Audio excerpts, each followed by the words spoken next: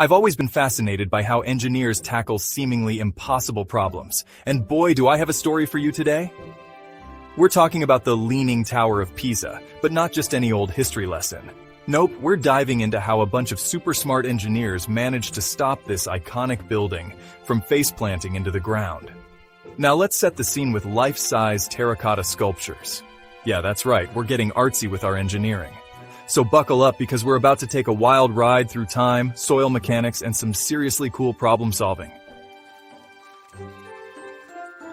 Okay, so it's 1173, and these medieval engineers are like, let's build a super tall bell tower. What could go wrong? Well, turns out a lot. The ground underneath was softer than a marshmallow, and before you know it, this tower's doing the lean. Fast forward to 1990, and our poor tower is tilting at a crazy 5.5 degrees. That's when the Italian government went, Houston, we have a problem. They brought in this dream team of engineers, historians, and mathematicians. Now, these folks had a real head-scratcher on their hands. They couldn't just push it back up. That'd be like trying to unmelt an ice cream cone. So what did they do?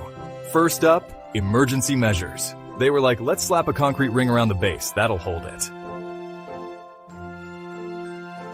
Now here's where it gets really cool. The engineers came up with this crazy idea called soil extraction. Basically, they decided to give the tower a little underground liposuction. They drilled these angled holes under the high side of the tower and started carefully sucking out tiny amounts of soil. It's like playing the world's most high-stakes game of Jenga, but underground. They had to be super careful. Take out too much, and boom, tower pancake. But that's not all. They also had to deal with the tower's arch-enemy, water. See, the groundwater levels on the north side would rise in winter, making the tower tilt even more. It's like the tower was doing a seasonal dance. So, these clever engineers installed a high-tech drainage system. Think of it as a bunch of underground straws, slurping up excess water to keep the ground nice and stable. All right, drumroll please. After years of careful work, monitoring, and probably a lot of nail-biting, the results were in. And boy, were they impressive.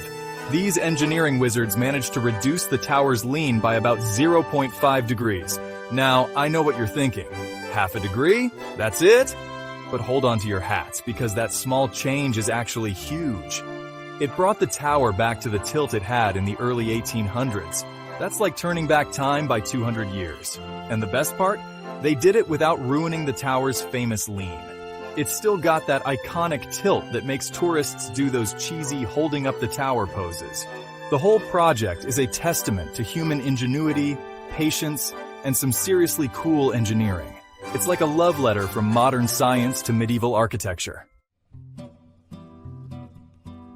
And there you have it, folks.